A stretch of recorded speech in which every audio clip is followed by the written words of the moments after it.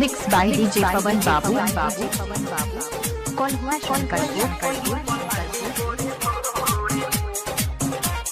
Madhepura.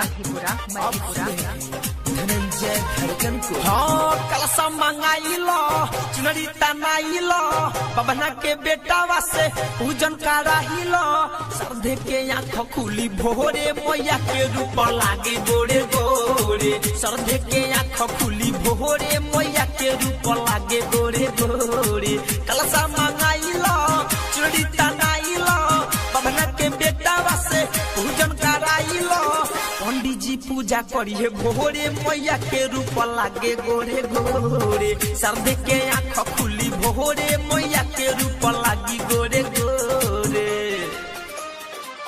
Mix by DJ पवन बाबू। Call हुआ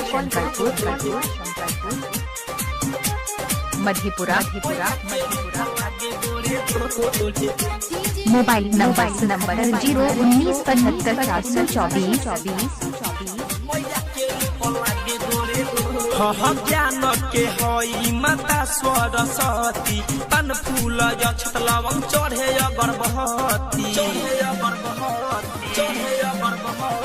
ज्ञान के देवी है माई सरस्वती पन फूल अक्षत लवंग चढ़े अगरबत्ती चरण में सभे गिरे अमीर भिखारी माई के चरण में जुटे नरौरी नहारी गुजे जयकारा भइल सोरे मैया के रूप लागे गोरे गोरे पंडित जी पूजा करी भोरे मैया के रूप लागे गोरे गोरे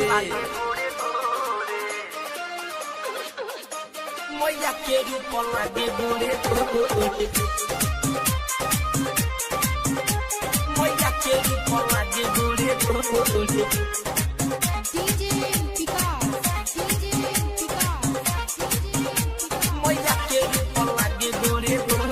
धरे कंधन जगावे माई के भजनिया दीपक रंजित माई के चढ़ावे चुनरिया